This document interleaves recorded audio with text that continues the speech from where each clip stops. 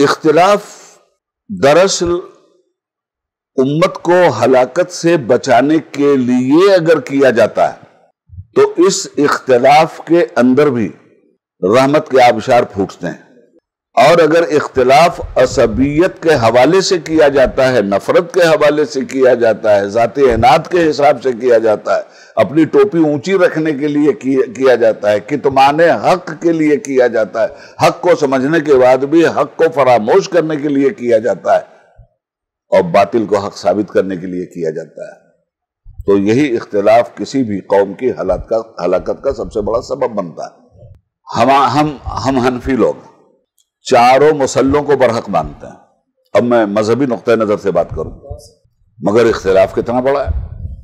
آپ لوگوں سے کہا جائے کہ یہاں ہاتھ باندھ کے نماز پڑھیے، پڑھیں گے، اور شافعیوں سے کہا جائے کہ یہاں ہاتھ باندھ کے پڑھیے، پڑھیں گے، مالکیوں اور حنبلیوں سے کہیے کہ ہاتھ چھوڑ کے مت پڑھو، بس یہاں باندھ کے پڑھو یا یہاں باندھ کے پڑھو، پڑھیں گے۔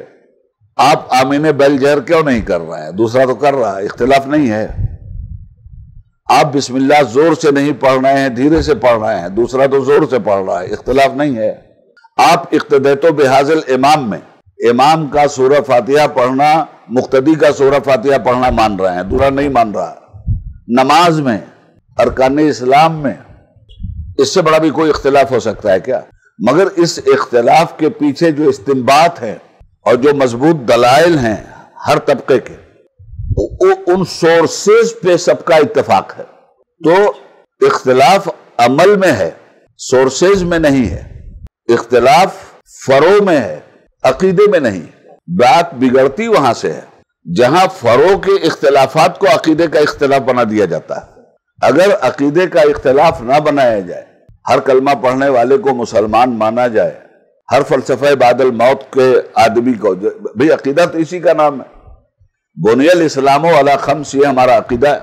تو بنی الاسلام علی خمس پہ اگر اس کا یقین ہے اور اس کے بعد وہ ہاتھ یہاں باندھ کے پڑھ رہا ہے، چاہے یہاں باندھ کے پڑھ رہا ہے، چاہے کھول کے پڑھ رہا ہے، تو ظاہر میں تو یہ اختلاف ہے، مگر اس اختلاف کے پیچھے جو دلائل ہیں، وہ دلائل جس امام کی جو دلیل عوام میں سے جس طبقے کو بھی پسند آ جاتی ہے، اس کی تقلید کے ساتھ وہ چل پڑتا ہے، اور نتیجے میں چاروں اماموں کی تقلید کے سلسلے میں اہل سنت کی بات کر رہا ہوں، کروڑ لوگ ان کے پیچھے ان کا اتباع کر رہے ہیں، اور سب کا یہ یقین ہے کہ سب کا عقیدہ ایک ہے۔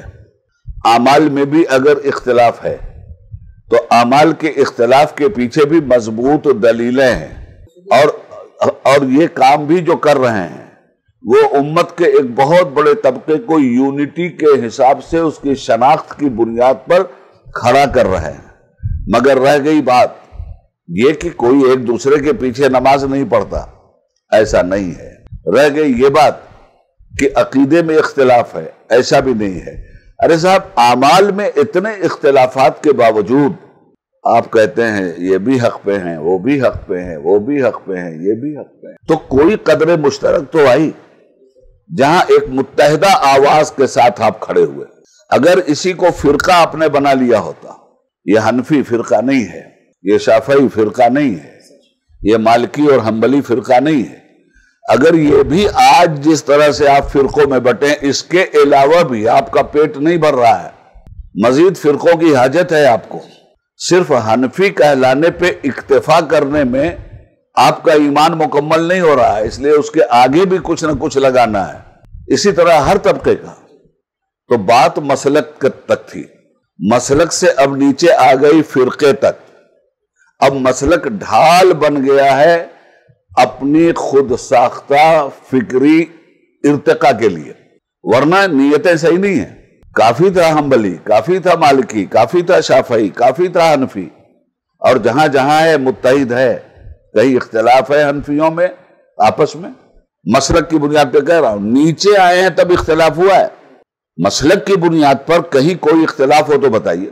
جب آپ نیچے آ کر ایک فرقہ بنے، اچھا مسلک بھی جو ہے، اس کو میں فرقہ اس لیے نہیں کہہ رہا ہوں کہ یہ باقاعدہ اسلام کی شرح و بست کو سمجھنے کی ایک علامت ہے، اور پھر اس کی وہ اہمیت نہیں ہے جو عقیدے کی اہمیت ہے اور جو نص کی اہمیت ہے۔ مسلک کوئی بھی ہو، دین اس کے تابع نہیں ہے، ہر مسلک دین کے تابع ہے۔ ہم تو اس یقین کے ساتھ مسلک کو اپنائے ہوئے ہیں کہ یہ مسلک عین دین کے تابع ہے، اس لیے ہم نے اس سے اتفاق کیا ہے۔ چاروں نے بھی اتفاق کیا۔ اب پھر کمال یہ ہے کہ چاروں نے اتفاق کیا، چاروں الگ الگ مسلک کے ہیں، چاروں الگ الگ طرح سے نماز پڑھتے ہیں، پھر بھی چاروں کسی کی تکفیر نہیں کرتے، چاروں ایک دوسرے کو مسلمان کہتے ہیں، مومن کہتے ہیں، رحمت اللہ علیہ کہتے ہیں، رضی اللہ تعالیٰ عنہ کہتے ہیں۔ اور اگر یہ فرقے ہوتے تو نہ امام بخاری سے حنفیوں کو کوئی حدیث لینے کی ضرورت تھی، نہ امام مسلم سے لینے کی ضرورت تھی، نہ سیاہ ستہ والے سے کسی سے بھی لینے کی تھی، اس لیے کہ اس میں کوئی بھی حنفی نہیں تھا، ٹھیک ہے نا۔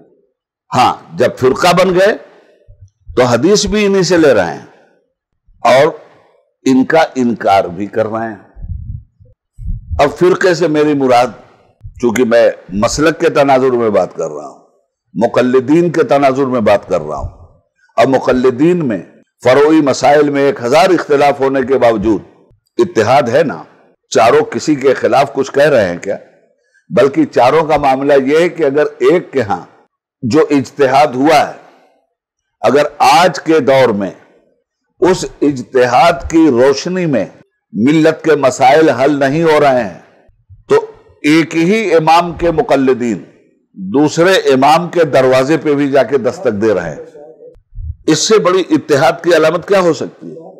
مگر جب فرقہ بن جائیں گے تو یہ چاروں برے لگیں گے، فرقہ بن جائیں گے تب یہ چاروں برے لگیں گے، اور یہیں سے اختلاف شروع ہوگا۔